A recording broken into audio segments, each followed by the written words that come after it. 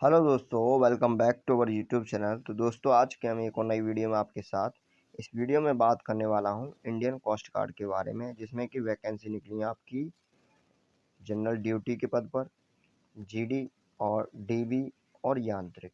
इन तीनों पोस्ट के लिए वैकेंसी निकली है और ये आपका 2022 बैच के लिए हैं। ठीक है। फॉर्म कब से स्टार्ट होगा? तो फॉर्म आपका 2 जुलाई से स्टार्ट हो जाएगा और 16 जुलाई इसकी लास्ट डेट होगी। ठीक है। आगे बात करेंगे वीडियो में एज लिमिट के बारे में। ठीक है, पूरे डिटेल में बात करेंगे सिलेबस के बारे में और जो प्रीवियस ईयर पेपर हैं उनके बारे में बात करेंगे। ठीक है, तो वीडियो में देखते हैं आगे। तो देखो, एलिजिबिलिटी कंडीशन कौन कौन भर सकता है। देखो, ऑल इंडिया से आप जो भी हो भर सकते हो। ठीक है, क्या कह रहा है ये? Online application are invited from male Indian citizens. ठीक है, male Indian citizens processing educational qualification at as prescribed below for requirement of post of Navik, GD, ठीक है, और डोमेस्टिक ब्रांच और Yantrik in the Indian coast guard each arm force of the union. ठीक है, मतलब आप ऑल इंडिया से कहीं से बिलोंग करते हो तो आप इस फॉर्म को भर सकते हो। ठीक है, आगे नीचे दिया है, इसमें बोला है कि नीचे दिया है सभी कंडीशन है। ठीक है, एज के बारे में। ठीक है, एजुकेशन क्वालिफिकेशन क्या क्या चाहिए ये देख लो एक बार। तो देखो, नाविक जनरल ड्यूटी के लिए क्या चाहिए? 10+2 पास होना चाहिए आपका, मैथ होना चाहिए और फिजिक्स होना चाहिए। ठीक है, from an education board recognised. ठीक है, किसी भी बोर्ड से होना चाहिए। ओके। और नाविक डीबी के लिए, जो डोमेस्टिक ब्रांच है, उसके लिए आप क्लास 10th पास पास होने चाहिए। ठीक है, किसी भी सब्जेक्ट से। ठीक है, कैसे भी पास from education board recognised by council of board of for education. ठीक है।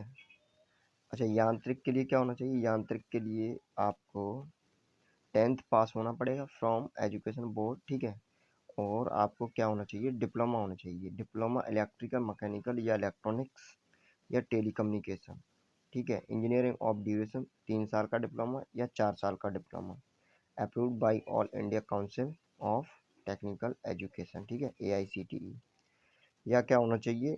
या फिर आपके पास 10+2, ठीक है, 10th और 10+2 पास्ट फ्रॉम एजुकेशन बोर्ड और 2 या 3, तब यहाँ पे दो दो वर्ष का आपका डिप्लोमा चल सकता है। ठीक है, और सिर्फ एजुकेशन है तो 3 साल का डिप्लोमा। ठीक है, अब आगे देखते हैं आगे क्या है।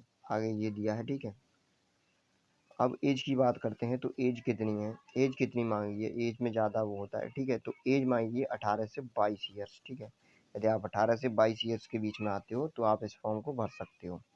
फ्रॉम नाविक, जीडी, नाविक, जीडी और यांत्रिक के लिए क्या मांगी गई है? यदि आप यदि आप 1 फरवरी 2000 से 31 जनवरी 2004 के बीच में आपका बर्थ है, ठीक है, जन्म है, तो आप इस फॉर्म को भर सकते हो। और अगर नाविक के बारे में बात की जाए, नाविक डीबी के बारे में, डोमेस्टिक ब्रांच, तो उसके लिए आपका जन्म होना चाहिए 1 अप्रैल 2000 से, ये 1 फरवरी है। ठीक है, 1 अप्रैल 2000 से 31 मार्च 2004 के बीच में। ठीक है, तो आप इस फॉर्म को भर सकते हो। अब देखो नोट, अपर एज रिलैक्सेशन, रिलैक्सेशन दिया गया है SC ST कैंडिडेट को 5 ईयर्स का और OBC को 3 ईयर्स का। ठीक है, अब वैकेंसी के बारे में बात करते हैं पूरा। ठीक है, वैकेंसी कैसे दी गई है? तो देखो, वैकेंसी के बारे में बात करें, the number of post for category wise. ठीक है, तो देखो, जनरल ड्यूटी जीडी की पोस्ट है जो जनरल के लिए है वो 108 है, EWS के लिए 26 है, ओबीसी के लिए 67 है और एसटी के लिए 19 और एससी के लिए 40। इस प्रकार टोटल पोस्ट 260 है। अगर डीबी के लिए बात करें तो 23 जनरल की हैं, 5 EWS, 17 ओबीसी और 2 एसटी और 3 एससी, और आपकी टोटल 50 पोस्ट है। यांत्रिक मैकेनिकल की 20 पोस्ट है, इलेक्ट्रिकल की 13 है और इलेक्ट्रॉनिक्स की 7 है। ठीक है, और क्या दिया इसमें आगे देखते हैं। Selection process. ठीक है, the selection of recruit is based on the on an all India order of merit on the on their performance in stage first, second, third, ठीक है, एंड फोर्थ।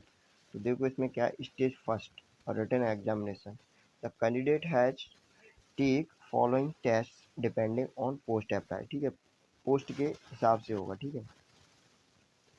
अब देखो इसमें क्या दिया है, पोस्ट अप्लाइड।